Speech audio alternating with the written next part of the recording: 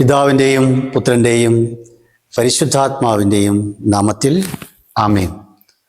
ഈശോ മിശിഹായ്ക്കും സ്തുതിയായിരിക്കട്ടെ. ഏറ്റവും സ്നേഹമുള്ള സഹോദരി സഹോദരന്മാരെ, വിശുദ്ധ അൽഫോൻസായുടെ തിരുനാൾ ഏറ്റവും അടുത്ത ദിവസങ്ങളിൽ നാം ആഘോഷിക്കുകയാണല്ലോ. അൽഫോൻസാമ്മയുടെ ജീവിതം നമ്മുടെ ജീവിതത്തിലേക്ക് എത്രത്തോളം പ്രാധാന്യം അർഹിക്കുന്നുണ്ട് എന്നും അൽഫോൻസാമ്മയുടെ ജീവിതം കൊണ്ട് നമ്മുടെ ജീവിതത്തിലേക്കുള്ള പ്രചോദനം എന്താണെന്നും ഉള്ള ചിന്തകൾ പങ്കുവയ്ക്കുവാനാണ് ഞാനിന്നിവിടെ ആയിരിക്കുക. കുടമാളൂർ എന്ന് പറയുന്ന ഗ്രാമത്തെക്കുറിച്ച് നാം കേൾക്കുമ്പോൾ നമ്മുടെ മനസ്സിലേക്ക് എത്രയും പെട്ടെന്ന് കടന്നു വരുന്നത് വിശുദ്ധ അൽഫോൻസാമ്മയെ കുറിച്ചാണ്. വിശുദ്ധ അൽഫോൻസാമ്മ 1910 ഓഗസ്റ്റ് 19 കോട്ടയം ജില്ലയിൽ പാലായടുത്ത് കുടമാളൂർ എന്ന കൊച്ചു ഗ്രാമത്തിലെ ജോസഫ് മേരി ദമ്പതികളുടെ മുട്ടത്തുപാടത്ത് എന്ന കുടുംബത്തിൽ ജനിച്ചു.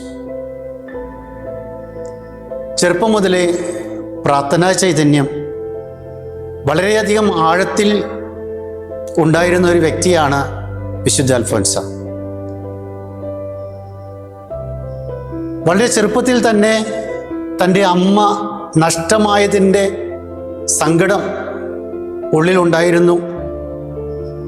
എന്നാൽ പിന്നീട് സഹനപുത്രി എന്ന് വിളിക്കപ്പെട്ട വിശുദ്ധ അൽഫോൻസായുടെ ജീവിതം ചെറുപ്പം മുതലേ സഹനം ആരംഭിച്ചു എന്ന് തിരിച്ചറിയുന്നത് പിന്നീടാണ്.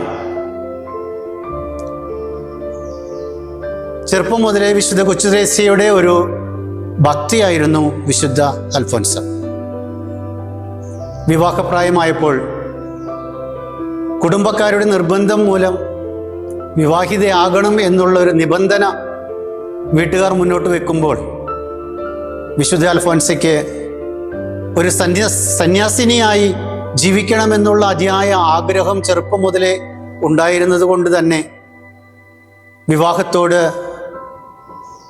അംഗീകരിക്കുവാൻ ബുദ്ധിമുട്ടുണ്ടാവുകയും സ്വയം ചെറിയൊരു സഹനം ഏറ്റെടുത്തുകൊണ്ട് വീട്ടുകാരുടെ തീരുമാനത്തെ മാറ്റി പിന്നീട് ഫ്രാൻസിസ്കൻ ക്ലാരിസ്റ്റ് കോൺഗ്രിഗേഷനിൽ ഒരു സന്യാസിനി ആകാൻ വേണ്ടി പ്രവേശിച്ചു. 1928 മെയ് 2 ശിരോവസ്ത്രം സ്വീകരിക്കുകയും 1930 മെയ് 19 സഭാവസ്ത്രം സ്വീകരിക്കുകയും 1935 ഓഗസ്റ്റ് മാസം നോവിഷ്യേറ്റിൽ പ്രവേശിക്കുകയും ചെയ്തു. സ്നേഹം, ത്യാഗം, സഹനം, നോമ്പ്, പ്രാർത്ഥന, ഉപവാസം, വിശുദ്ധി, ഈ കാര്യങ്ങളോട് അൽഫോൻസയ്ക്ക് ചെറുപ്പം മുതലേ വളരെയധികം താല്പര്യമുണ്ടായിരുന്നു. സന്യാസിനിയായി ജീവിച്ച കാലഘട്ടത്തിലും ഇതെല്ലാം ജീവിതത്തിൽ കൃത്യമായി പാലിക്കുവാൻ, പ്രാവർത്തികമാക്കുവാൻ വളരെയധികം ശ്രദ്ധിക്കുകയും ജീവിതത്തിൽ ഉടനീളം വിശുദ്ധിയുടെ ജീവിതം ജീവിക്കുകയും ചെയ്ത ഒരു മഹത് വ്യക്തിയായിരുന്നു വിശുദ്ധ അൽഫോൻസ. 1946 ജൂലൈ 28 അൽഫോൻസാമ്മ ഈ ലോകത്തോട് വിട പറയുകയുണ്ടായി. കത്തോലിക്ക സഭയിൽ നമുക്ക് സഹനത്തെ പുൽകിയ വ്യത്യസ്തരായ വിശുദ്ധരുണ്ട്. അതിലൊരാളാണ് വിശുദ്ധ പാദ്രെ പിയോ, മറ്റൊരാളാണ് വിശുദ്ധ കൊച്ചുത്രേസ്യ. കൽക്കത്തായിലെ വിശുദ്ധ തെരേസ സഹനത്തെക്കുറിച്ച് കൂടുതൽ ആഴത്തിൽ ജീവിച്ച വ്യക്തിയാണ്. പിന്നെ സഹനപുത്രി എന്ന് പ്രത്യേകമായി കത്തോലിക്ക സഭ എടുത്തു പറയുന്ന ഒരു വ്യക്തിയാണ് വിശുദ്ധ അൽഫോൻസ. ആ വിശുദ്ധ അൽഫോൻസയുടെ ജീവിത ചരിത്രത്തെക്കുറിച്ചോ അല്ലെങ്കിൽ ജീവിതത്തെക്കുറിച്ചാണ് നമ്മൾ ഇന്ന് ചിന്തിക്കുന്നതും പങ്കുവയ്ക്കുന്നതും. സഹനം കൃപയാണ്. ദൈവകൃപ ജീവിതത്തിൽ പ്രവർത്തിക്കുമ്പോൾ സഹനം വളരുന്നു. മറ്റൊരു വ്യക്തി ജീവിതത്തിൻ്റെ സഹനത്തിലൂടെ കടന്നു പോകുമ്പോൾ അത് നമ്മോട് പങ്കുവെക്കാനായിട്ട് കടന്നു വരുമ്പോൾ നാം ആ വ്യക്തിയുടെ മുന്നിൽ നിന്ന് അവരോട് ചോദിക്കേണ്ട ഒരു ചോദ്യം, നിങ്ങളുടെ സഹനം, നിങ്ങളുടെ വേദന എനിക്ക് തരാൻ സാധിക്കുമോ? ഒരുപക്ഷെ അത് അവർക്ക് ബുദ്ധിമുട്ടുണ്ടാകുന്ന ഒരു കാര്യമാണെങ്കിലും ഒരു ആത്മീയ ശക്തിയെക്കുറിച്ചുള്ള ഒരു അറിവ് അവർക്ക് ലഭിക്കുകയാണെങ്കിൽ തീർച്ചയായും അവർ ആ സഹനം പങ്കുവയ്ക്കുവാനായിട്ട് തയ്യാറാകും. ആ സഹനം നമ്മൾ ഏറ്റെടുക്കാൻ തയ്യാറായാൽ അവരുടെ ജീവിതത്തിൽ ആ സഹനമില്ലാതാവുകയും ആ വേദന പൂർണ്ണമായി മാറുകയും നമ്മുടെ ജീവിതത്തിൽ അത് കുറച്ച് നിമിഷങ്ങൾ, കുറച്ച് മണിക്കൂറുകൾ, കുറച്ച് ദിവസങ്ങൾ ഒരുപക്ഷെ നിലനിൽക്കുകയും പിന്നീട് നമ്മിൽ നിന്നും ആ വേദന ഇല്ലാതാവുകയും ചെയ്യും. ഇത് ആധ്യാത്മികതയുടെ ഒരു തലമാണ്. ഒരുപക്ഷെ നമുക്ക് പൂർണ്ണമായി അതിനെ മനസ്സിലാക്കുവാനായിട്ട് സാധിക്കില്ല. പക്ഷേ ഞാൻ എൻ്റെ ജീവിതത്തിൽ പലപ്പോഴും അനുഭവിച്ചിട്ടുള്ള ഒരു സത്യമാണത്. അതുകൊണ്ട് പ്രിയപ്പെട്ടവരെ, നമുക്ക് അൽഫോൻസായെ പോലെ മുഖത്തൊരു പുഞ്ചിരി എപ്പോഴും പ്രകടിപ്പിച്ചുകൊണ്ട് മറ്റുള്ള ആളുകളെ ഉൾക്കൊള്ളുവാൻ, മറ്റുള്ള ആളുകളെ നമ്മെ സന്ദർശിക്കുമ്പോൾ നമ്മുടെ മുഖത്തൊരു പുഞ്ചിരി നൽകിക്കൊണ്ട് അവരെ സ്വീകരിക്കുവാനും അവരുടെ സങ്കടങ്ങൾക്ക് ഒരു ആശ്വാസം ലഭിക്കുന്ന ഒരു അനുഭവം അവർക്ക് പകർത്തു കൊടുക്കുവാനും നമുക്ക് ശ്രദ്ധിക്കാം. വേദനയെ ഒരിക്കലും മുഖത്ത് പ്രകടമാക്കാത്ത വ്യക്തിയാണ് വിശുദ്ധ അൽഫോൻസ. സഹനത്തിന്റെ തീച്ചുളയിലൂടെ കടന്നു പോകുമ്പോഴും മുഖത്തൊരു പ്രസന്നതാഭാവം പ്രകടമാക്കിയ സ്ത്രീയാണ് വിശുദ്ധ അൽഫോൻസ. സഹനത്തെ കൃപയാക്കി മാറ്റുവാനായിട്ട് പ്രയത്നിച്ച വ്യക്തിയാണ് വിശുദ്ധ അൽഫോൻസ. കഷ്ടതയെ പുൽകുന്നതിലുള്ള ഒരു ആനന്ദം, ദൈവഹിതം നടപ്പാക്കുന്നതിലുള്ള ഒരു സന്തോഷം, അത് കൃത്യമായി അനുഭവിച്ച വ്യക്തിയാണ് വിശുദ്ധ അൽഫോൻസ. രോഗികളെയും ദുഃഖിതരെയും ആശ്വസിപ്പിക്കുവാനായിട്ടുള്ള ഒരു ശൈലി വിശുദ്ധ അൽഫോൻസയ്ക്കുണ്ടായിരുന്നു. പ്രയാസങ്ങളിൽ, രോഗങ്ങളിൽ വിശ്വസ്തയോടെ, ക്ഷമയോടെ, സ്നേഹത്തോടെ ജീവിക്കുവാൻ ആഹ്വാനം ചെയ്ത, ജീവിതത്തിൽ അത് വ്യക്തമായി കാണിച്ചു തന്ന ഒരു വ്യക്തിയാണ് വിശുദ്ധ അൽഫോൻസ.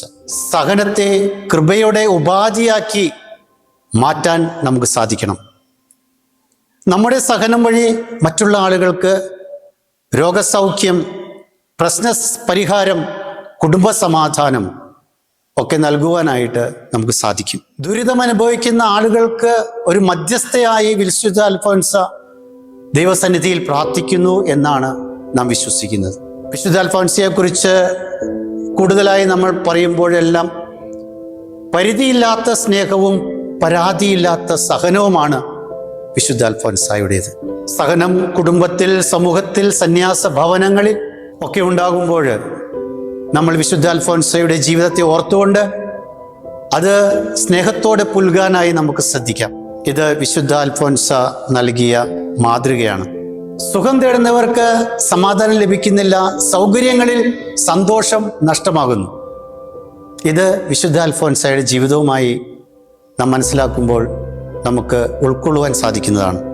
സഹനം വഴി ദൈവത്തിങ്കിലേക്ക് അടുക്കുന്നവർക്ക് കൃപയും സമാധാനവും ലഭിക്കുന്നു എന്ന് നമുക്ക് തിരിച്ചറിയാം. സഹനത്തിൽ നിന്നും ഓടി അകലുവാനായിട്ട് ശ്രമിക്കുന്ന ആളുകൾക്ക് ജീവിതം മുഴുവനും തകർച്ചയും തളർച്ചയുമാണ് ഉണ്ടാകുന്നത് എന്ന് നമ്മുടെ ചുറ്റും നമ്മൾ പരിശോധിക്കുമ്പോൾ നമുക്കറിയാൻ സാധിക്കും. ദൈവം നൽകുന്ന സഹനം അത് കുരിശായി അത് വഹിക്കുവാൻ ഞാൻ സന്നദ്ധയാകുമ്പോൾ അത് മറ്റുള്ള ആളുകൾക്ക് ആശ്വാസം കൊടുക്കുന്ന ഒരു കാര്യമായി മാറും. സഹനത്തിൻ്റെ തീച്ചുളയിൽ, വേദനയിൽ, അഗ്നിയിൽ അപരന് വെളിച്ചമായി, തണലായി, സാന്ത്വനമായി, ആശ്വാസമായി, സ്നേഹമായി, പ്രതീക്ഷയായി, ജീവനായി നമുക്ക് മാറാൻ സാധിക്കണം. കഷ്ടതയിൽ സഹിച്ച ജോബിനെ പോലെ, അനീതിയിൽ സഹിച്ച ജോസഫിനെ പോലെ, സഹനത്തിൽ പ്രത്യാശ വെച്ച അബ്രഹാമിനെ പോലെ, അഭിഷേകത്തിനായി സഹനത്തിൽ കാത്തിരുന്ന ദാവീദിനെ പോലെ, സഹനം വഴി രക്ഷ നൽകിയ ക്രിസ്തുവിനെ പോലെ, സഹനത്തെ കൃപയാക്കി മാറ്റിയ അൽഫോൻസയെ പോലെ നമ്മുടെ സഹനത്തെ നമുക്ക് അനുഗ്രഹത്തിൻ്റെ പാതയിലേക്ക് നയിക്കുവാൻ ശ്രദ്ധിക്കാം, പരിശ്രമിക്കാം. ഹെബ്രായക്കാർക്ക് എഴുതിയ ലേഖനത്തിൻ്റെ 10-ാം അധ്യായം 36-ാമത്തെ വചനം പറയുന്നത്, ദൈവത്തിൻ്റെ ഇഷ്ടം നിറവേറ്റി അവിടുത്തെ വാഗ്ദാനം പ്രാപിക്കാൻ നിങ്ങൾക്ക് സഹനശക്തി ആവശ്യമായിരിക്കുന്നു എന്നാണ്. റോമക്കാർക്ക് എഴുതിയ ലേഖനത്തിൻ്റെ 5-ാം അധ്യായം 4-ാം വചനം നാം മനസ്സിലാക്കുന്നത് ഇങ്ങനെയാണ്: കഷ്ടത സഹനശീലം നൽകുന്നു, സഹനശീലം ആത്മധൈര്യം നൽകുന്നു, ആത്മധൈര്യം പ്രത്യാശ നൽകുന്നു. നമുക്ക് പതറാതെ തളരാതെ മുന്നോട്ട് സഞ്ചരിക്കാൻ ശ്രദ്ധിക്കാം. പ്രിയപ്പെട്ടവരെ, വിശുദ്ധ അൽഫോൻസ കത്തോലിക്ക സഭയുടെ ഏറ്റവും പ്രധാനപ്പെട്ട ഒരു വ്യക്തിയായി, പ്രത്യേകിച്ച് കേരള സഭയ്ക്ക് അഭിമാനമായി, കേരള സഭയുടെ പ്രഥമ വിശുദ്ധയായി പ്രഖ്യാപിക്കപ്പെട്ടത് നമുക്കറിയാം.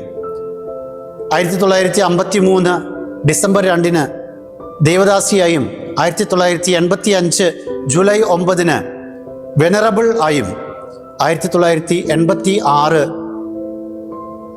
ഫെബ്രുവരി 8 വാഴ്ത്തപ്പെട്ടവളായും 2008 ഒക്ടോബർ 12 വിശുദ്ധയായും പ്രഖ്യാപിക്കപ്പെട്ടു.